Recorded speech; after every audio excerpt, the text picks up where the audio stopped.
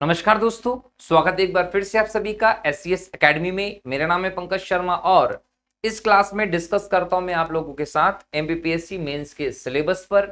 MPPSC mains के paper number 2 के section B में जो समाजशास्त्र विषय दिया गया है उस पर हमारी ये लगातार लेक्चर सीरीज चल रही है। और दोस्तों एक बार फिर से अगर आपको मैं बताऊं तो ध्यान रखिए, ये हमारा 8वां लेक्चर है इस लेक्चर सीरीज का। इस लेक्चर सीरीज में अब तक हम 7 लेक्चर पूरे कर चुके हैं, कई सारे टॉपिक्स कंप्लीट किए हैं, बहुत बड़ा सिलेबस इसका हमारा हो चुका है। और आज के इस लेक्चर में हम जिस टॉपिक पे डिस्कस करने वाले हैं दोस्तों, उस टॉपिक का शीर्षक है संघ या समिति। इंग्लिश में इसके लिए कॉमन वर्ड है एसोसिएशन। पिछले लेक्चर में हम लोगों ने इंस्टीट्यूशन पे बात की थी, संस्था पर। संस्था क्या होती है और उसके बारे में सभी चीजों को मैंने आप लोगों को डिटेल में डिस्कस किया। ऐसे लोग जो पहली बार हमारे इस YouTube चैनल से जुड़े हैं दोस्तों, पहली बार मुझे देख रहे हैं इस ऑनलाइन प्लेटफॉर्म पे, तो वो अपनी तैयारी को A to Z पूरी कंप्लीट करने के लिए हमारे इस YouTube चैनल पर जो प्लेलिस्ट बनी हुई है इस लेक्चर सीरीज की, वहां जाकर पिछले सभी लेक्चर्स देख सकते हो। और दोस्तों चैनल को सब्सक्राइब जरूर करिएगा, अपने दोस्तों के साथ इस वीडियो को जरूर शेयर करिएगा, क्योंकि सोशियोलॉजी एक ऐसा विषय यहाँ हमें देखने को मिल रहा है एमपीपीएससी में इस बार, जिसका न सिर्फ वेटेज बढ़ा है बल्कि इसको कैसे पढ़ें, किस हिसाब से इसको डिटेल में अध्ययन किया जाए, उसकी भी हमारे लिए समस्या है। क्योंकि मार्केट में ऐसी कोई ऑथेंटिक एक पर्टिकुलर किताब नहीं मिल रही जहां से इसको पढ़ा जा सके। अगर आप इसको अच्छे से कंप्लीट करना चाहते तो आपको कई सारी किताबों को एक साथ लेकर बैठना पड़ेगा, तब जाके एक बेहतर नोट्स बनाओगे, तब जाकर आप पढ़ पाओगे। लेकिन यहाँ मैं आपको एक बेहतर नोट्स भी प्रोवाइड कर रहा हूँ, रेगुलर क्लासेस भी ले रहा हूँ, जिससे कि आपकी तैयारी बेहतर हो सकती है। क्लियर है? तो चैनल को सब्सक्राइब जरूर करिएगा और इस वीडियो को अपने दोस्तों के साथ भी शेयर जरूर करिएगा। और अगर नोट्स चाहते हो पीडीएफ फॉर्म में तो टेलीग्राम चैनल से जुड़ जाइएगा। लिंक जो है टेलीग्राम चैनल की लेक्चर के डिस्क्रिप्शन में दी गई है, आपको वहां बाकी पूरी हेल्प दी जा रही है। ठीक है, तो चलिए शुरू करेंगे आज के इस लेक्चर को। किसकी बात करने वाले हैं हम? संघ या समिति की, एसोसिएशन की बात करने वाले हैं। दोस्तों जब हम मनुष्य की बात करते हैं तो हम ये कहते हैं कि मानव जो है वो एक जैविकीय प्राणी के तौर पर आया। मानव किस तौर पर आया? मानव को हम देख रहे हैं कि एक जैविकीय प्राणी के तौर पर हम इसे देखते हैं प्रारंभ में। और ये एक परिवार नामक संगठन जो है, संस्था, इसका निर्माण करता है। और इस परिवार संस्था की वजह से कहीं ना कहीं हम देखें तो यही मनुष्य एक सामाजिक प्राणी के तौर पर स्थापित होता है। इसलिए हम कहते हैं कि मनुष्य क्या है? एक सामाजिक प्राणी है। सामाजिक प्राणी होने की जो विशेषताएं हैं वो मनुष्यों से ज्यादा हम देखें पारंपरिक रूप से तो वो मधुमक्खी में, चींटियों में, इनमें हमें ज्यादा दिखाई पड़ती है। मनुष्यों में जो संबंध हो या बाकी सब चीजें होती है, कहीं कहीं वो अपने हितों को लेकर स्थापित करते हैं। लेकिन अगर हम मधुमक्खी में, चींटियों में, इन सभी चीजों की बात करें तो इसका जो संगठन है वो एक अद्वितीय संगठन का उदाहरण है जो नेचुरली स्थापित होता है दोस्तों। लेकिन हम यहाँ समाजशास्त्र में मनुष्यों की इस पूरी व्यवस्था को देख रहे हैं, तो इसको हम लोग इस संदर्भ में ही ज्यादा देखते हैं। तो मैंने क्या कहा कि मानव जो है वो एक जैविकीय प्राणी के तौर पर हमें दिखाई पड़ता है। कैसे प्राणी के तौर पर? जैविकीय प्राणी के तौर पर। ये जैविकीय प्राणी जो है परिवार के संरक्षण में, इसे जब परिवार के द्वारा सामाजिक नियम बताए गए, इसमें जो सांस्कृतिक गुण हैं, मूल्य हैं, वो रोपित किए गए, तो यही जैविकी प्राणी जो है वो एक सामाजिक प्राणी के तौर पर हमें दिखाई पड़ता है। अब चूंकि मनुष्य एक सामाजिक प्राणी है और समाज में या किसी समुदाय में रहता है, वहां रहकर अपना पूरा जीवन यापन करता है, वहां रहकर अपना पूरा जीवन यापन करता है, उस समुदाय के, उस समाज के जो मूल्य हैं, नियम हैं, उनके अनुसार रहता है, तो कहीं ना कहीं इस मनुष्य की हमें यहां कई सारी आवश्यकताएं देखने को मिलती है। ये आवश्यकताएं जो होती हैं उनको हम लोग बेसिक नीड्स भी कह सकते हैं, जैसे कि रोटी, कपड़ा, मकान की हम बात करते हैं। इसके अलावा कई मूलभूत आवश्यकताएं हम लोग देखते हैं, किसकी? मानव की। ऐसी आवश्यकताओं को हम लोग मानवीय आवश्यकताओं के अंतर्गत देखते हैं। अब देखिए कि मानव की कई सारी आवश्यकताएं हैं और मानव हमेशा ये सोचता है कि कैसे ना कैसे करके मैं मेरी उन आवश्यकता को पूरा कर लूं। कैसे ना कैसे करके वो किसी ना किसी रूप में अपनी आवश्यकता को पूरा करना चाहता है। तो अगर मानव किसी भी रूप में अपनी आवश्यकताओं को पूरा करना चाहता है, तो जब हम सोशियोलॉजी के तौर पर इसको देखेंगे तो मानव को अपनी आवश्यकता पूरा करने के 3 साधन दिखाई पड़ते हैं। अगर हम इन 3 साधन की बात करें तो पहले साधन की यहां पर सबसे पहले बात की जाएगी। इस पहले साधन के अंतर्गत हम देखेंगे कि या तो वो क्या करेगा, किसी को डराकर, धमकाकर, अपने बल के प्रयोग से अपनी आवश्यकता को पूरा कर लेगा। आपने देखा होगा कि समाज में कई सारे बाहुबली हम लोगों को देखने को मिलते हैं। अपने आप को कई सारे लोग ऐसे देखने को मिलते हैं जो तुर्रम खा कहते हैं, जो एक पर्टिकुलर दुर्बल वर्ग को डराते हैं, धमकाते हैं, अपनी धौंस जमाते और अपनी जरूरतों को पूरी करने की वो कहीं ना कहीं बात कर लेते हैं। तो एक वर्ग कैसा होता है जो डरा धमका कर अपने बल का प्रयोग करके आवश्यकताओं को पूरा कर लेता है। दूसरा बल वो होता है जो दूसरों की सहायता लेकर अपना काम पूरा करवा लेता। भाई एक बल के आधार पर कर लेगा, एक दूसरों की सहायता लेकर अपना काम पूरा करवा लेगा। और तीसरे प्रकार का जो होता है वो एक सामंजस्य वाली व्यवस्था पर बल देता है।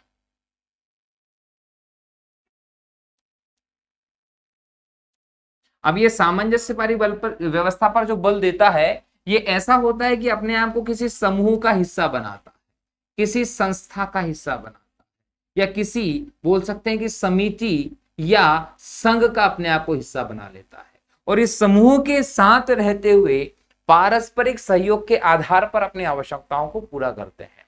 समाज में इस प्रकार के लोग आपको कम देखने को मिलेंगे, इस प्रकार के लोग थोड़े से ज्यादा देखने को मिलेंगे। सबसे ज्यादा अगर आधार है तो वो तीसरे प्रकार की व्यवस्था का होता है।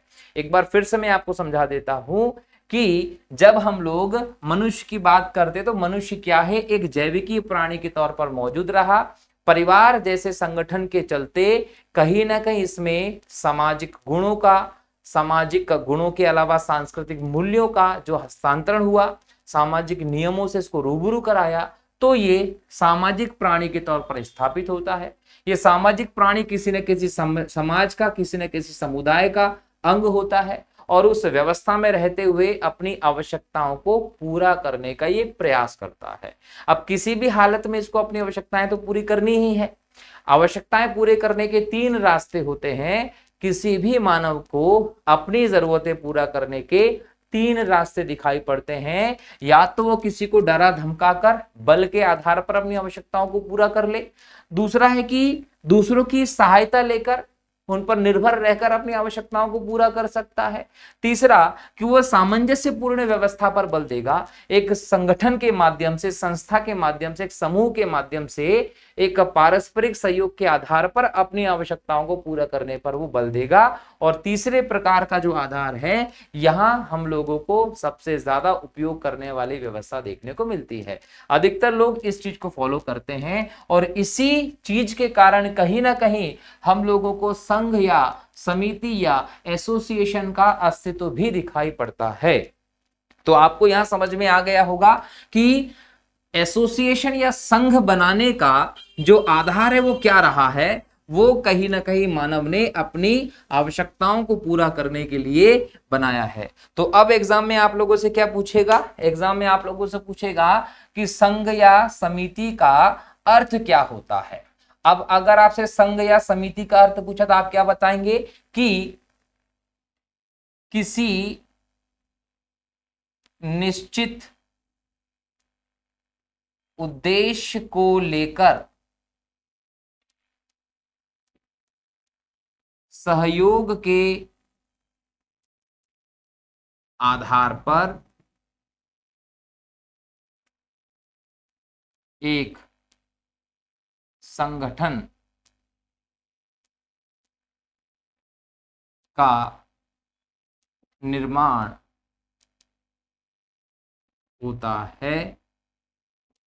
क्या बोला, किसी निश्चित उद्देश्य को लेकर सहयोग के आधार पर एक संगठन का निर्माण होता है, तो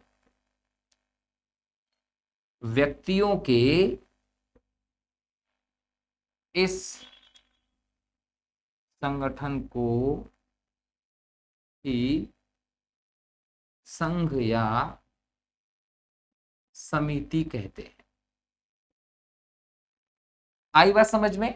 आपसे पूछेगा कि संघ या समिति क्या है, तो आपका उत्तर क्या होगा कि संघ या समिति में एक निश्चित उद्देश्य को महत्व दिया जाता है और उसके बाद आपसी सहयोग को महत्व दिया जाता है और उसके बाद कहीं ना कहीं इसका निर्माण होता है। तो निश्चित उद्देश्य के लिए सहयोग के आधार पर जो संगठन बनेगा, व्यक्तियों का वही संगठन संघ या समिति कहलाता है। ये आपकी परिभाषा इसकी बनती है।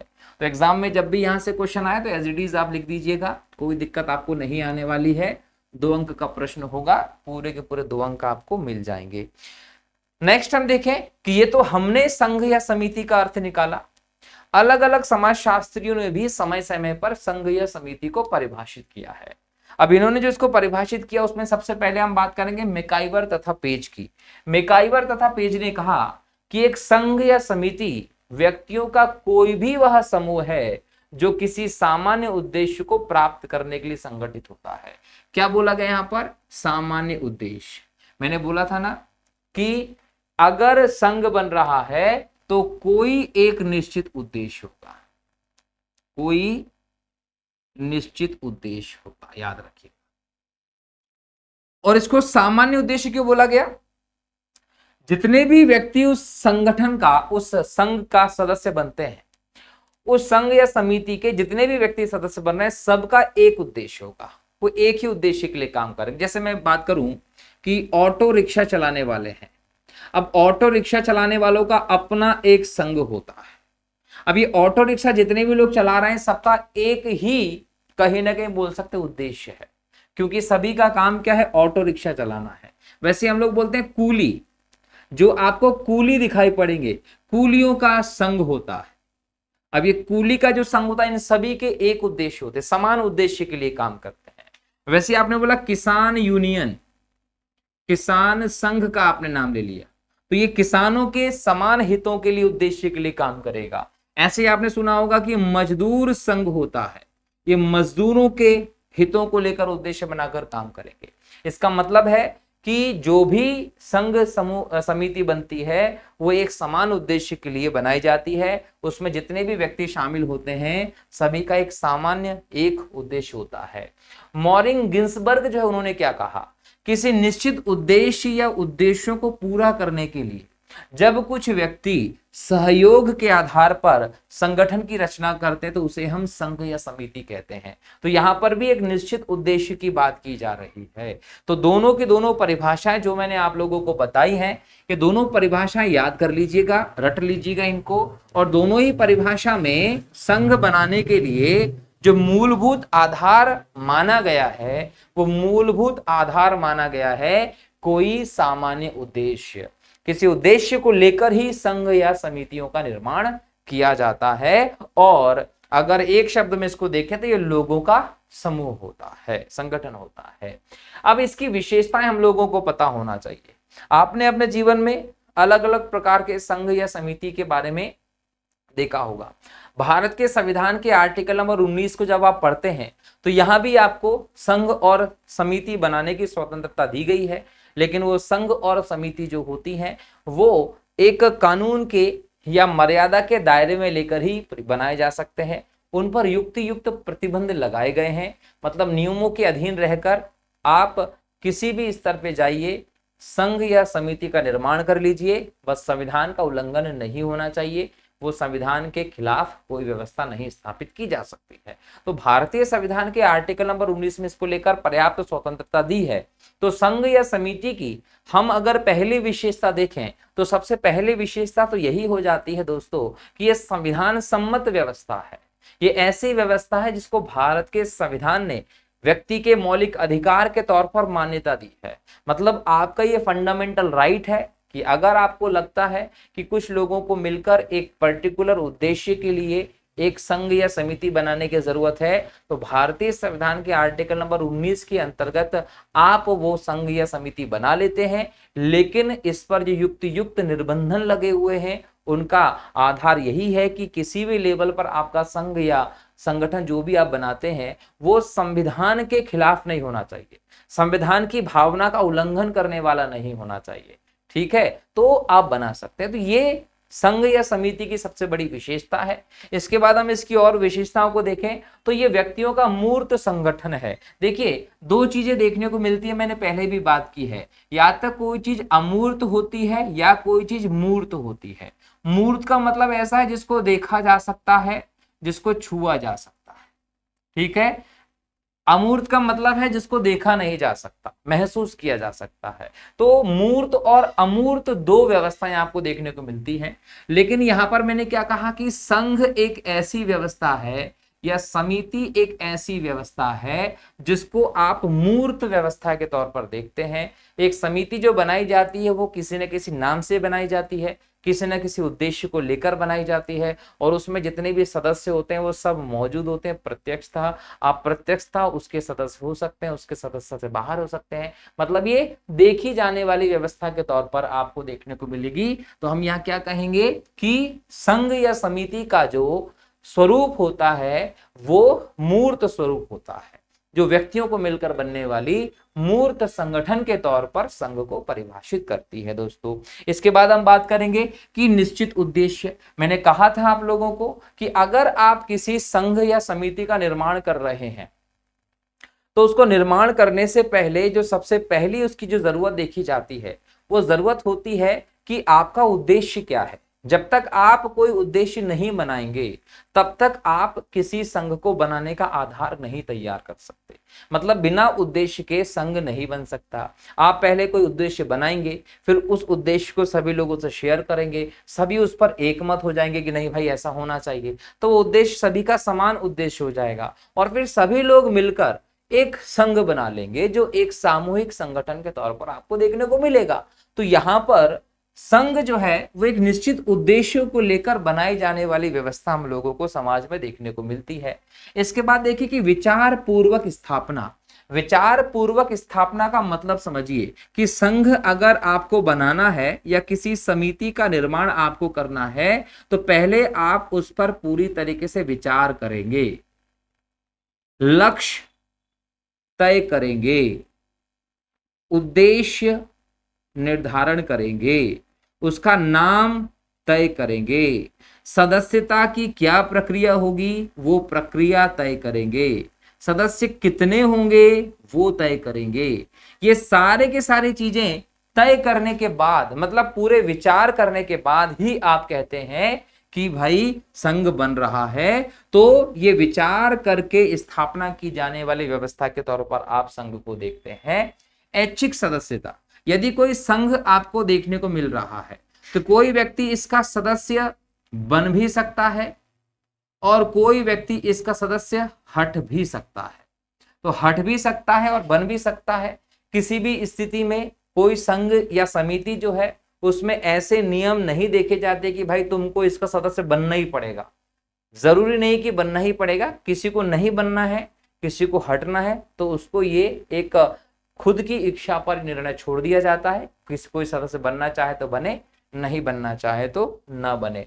नियमों पर आधारित होता है। संघ जो बनेगा उसकी आधार जब रखा जाता है तो उसमें नियमों को तय कर लिया जाता है, उसकी एक पूरी रूल बुक बनाई जाती है। उस रूल बुक के हिसाब से ही उस संघ की सारी गतिविधियों का संचालन किया जाता है। उसकी बैठक से लेकर, उसकी सदस्यता मिलने से लेकर, उसकी सदस्यता कैसे खत्म होगी उसको लेकर, संघ कैसे बना है, संघ को अगर खत्म करना पड़ेगा तो क्या रहेगा, संघ के वित्तीय मामले कौन देखेगा, संघ के प्रचार वाले मामले कौन देखेगा, संघ में निर्णय किस प्रक्रिया से लिए जाएंगे, संघ की बैठक कौन करेगा, किस प्रकार से किए जाएंगे। तो ये सारे के सारे जो नियम होते हैं वो पहले ही निर्धारित कर लिए जाते हैं। तो यहां बोल सकते हैं कि संघ एक निश्चित नियमों पर आधारित व्यवस्था होती है जिसके हिसाब से इसका पूरे कार्य का संचालन करते हैं। संघ का जो स्वरूप है वो अस्थायी होता है। देखिए जरूरी नहीं है कि संघ स्थायी हो, संघ स्थायी भी हो सकता है और अस्थायी भी हो सकता है। कोई संघ ऐसा होता है जो लगातार चलता चला जाता है, और कोई संघ ऐसा होता है जिसको पर्टिकुलर एक निश्चित उद्देश्य के लिए बनाया जाता है, उसके बाद उसको समाप्त कर दिया जाता है। यहां मैं एग्जाम्पल आपको कांग्रेस का दूंगा। जब 1885 में कांग्रेस बनी थी, तो उस समय धीरे धीरे करके जब चर्चा की जा रही थी, तो ये बोला गया था गांधी जी के द्वारा कि कांग्रेस की स्थापना केवल देश की आजादी के लिए की गई है, देश की आजादी के बाद इस संगठन को समाप्त कर दिया जाएगा। लेकिन वो राजनीतिक चीजों से प्रभावित हो गए, और आज तक देखिए कि एक परिवार की उस पर पूरी एक मिल्कियत सी मान ली जाती है। खैर वो उनका मामला है, हमको उससे कोई मतलब नहीं है। तो यहां पर मैं ये कहना चाह रहा हूं कि संघ जो होते हैं वो किसी निश्चित उद्देश्य के लिए बनाए जाते हैं। जिस दिन वो उद्देश्य पूरा हो जाता है, उस दिन उस संघ का भी समाप्ति हो जाती है। तो यहाँ पर इसके नियमों में बदलाव हो सकता है, इसकी प्रकृति में बदलाव हो सकता है। तो एक प्रकार से अस्थायी प्रकृति की व्यवस्था हम लोगों को संघ दिखाई पड़ती है। सदस्यों के बीच में औपचारिक संबंध होते हैं। कोई भी संघ अगर बनाया गया है तो उसके सदस्यों के बीच में औपचारिक संबंधी होते हैं। औपचारिक संबंधों का मतलब होता है ऑफिशियल रिलेशनशिप्स होती है। वहां पर किसी भी प्रकार की बाध्यता हमें देखने को नहीं मिलती। लोग मिलते हैं, बात करते हैं, डिसीजंस लेते हैं, डिस्कशन करते हैं। वो उनका एक संघ के लेवल पर मामला है। निजी लेवल पर उनके बीच में कोई प्रगाढ़ संबंध हो ना हो, बस संघ के सदस्य के तौर पर वो एक दूसरे के साथ बेहतर संबंध बनाकर रखते हैं दोस्तों। तो यहां पर हमने क्या देखा कि जो संघ है उसकी कई सारी विशेषताएं हैं। विशेषताओं में हमने देखा कि जो संघ होता है वो संविधान सम्मत है हमारे देश में। संघ व्यक्तियों का समूह होता है। संघ मूर्त संगठन है। निश्चित उद्देश्य होते हैं। विचार पूर्वक स्थापना होती है। ऐच्छिक सदस्यता होती है। नियमों पर आधारित है। अस्थायी स्वभाव है। और सदस्यों के बीच में औपचारिक संबंध भी हमें देखने को मिलते हैं। कोई विशिष्ट संबंध नहीं होते। निजी संबंध होना जरूरी नहीं है, रिश्तेदारी होना जरूरी नहीं है। जब वो संगठन का काम करते हैं तो बड़े मीठे बोल के साथ मिलते हैं, कोई दिक्कत नहीं आती है। ठीक है। संगठन के लक्षण देखे जाए तो संगठन का सबसे पहला लक्षण है कि संगठन व्यक्तियों का संगठन है। एक व्यक्ति जो है उसका संघ नहीं होता है। संघ के लिए आपको कई सारे लोगों की जरूरत है, तो व्यक्तियों का समूह होता है। तो व्यक्तियों से मिलकर बनने वाला संगठन है संघ। संघ जो है वो पारस्परिक सहयोग पर आधारित है। मतलब संघ का जो भी निर्माण होगा उसका आधार होगा पारस्परिक सहयोग, ताकि उद्देश्य की पूर्ति एक दूसरे का सहयोग करते हुए की जा सके। तीसरा होगा कि बिना किसी विशेष उद्देश्य के संघ नहीं बन सकता। तो विशेष उद्देश्य होता है संघ का, इसकी इंपॉर्टेंट लक्षण के तौर पर देखते हैं। समाज द्वारा मान्य उद्देश्य होते हैं। कोई भी ऐसा उद्देश्य संघ का निर्धारित नहीं होता है जो समाज के तहत मान्य ना हो। उन्हीं चीजों को आप उद्देश्य के तौर पर रखते हैं जो समाज के द्वारा स्वीकृत होते हैं। संघ जो है वो नियमों के अधीन है। संघ जो है वो नियमों के अधीन ही रहकर काम करता है। किसी भी रूप में आप ये नहीं कह सकते कि नियमों की अवहेलना करते हुए किसी भी संघ में काम कर लिया जाएगा। नियमों का पालन कर कर ही संघ चल सकते हैं। तो ये संघ के प्रमुख लक्षण आपको देखने को मिलते हैं। ये इंपॉर्टेंट टॉपिक था दोस्तों समाजशास्त्र विषय का आपका। हालांकि ये दूसरा लेक्चर है जो मैंने बहुत छोटे लेक्चर के तौर पर लिया है कम समय में, लेकिन दोस्तों मेरा वही चल रहा है उद्देश्य कि मैं आपको हर लेक्चर में एक इंपॉर्टेंट टॉपिक कवर करवाते चलूं। तो आज के इस लेक्चर में हम लोगों ने संघ वाले टॉपिक को कंप्लीट कर लिया है। इसके सभी आयामों को मैंने आप लोगों से डिस्कस कर लिया है। नोट्स आपको पीडीएफ फॉर्म में टेलीग्राम पे शेयर कर दिए जा रहे हैं। इसके बावजूद कोई अगर दिक्कत होती है, प्रॉब्लम होती है, तो आप वो मुझे टेलीग्राम करके पूछ सकते हैं, कमेंट कर सकते हैं। दोस्तों लगातार इस लेक्चर सीरीज से बने रहिए।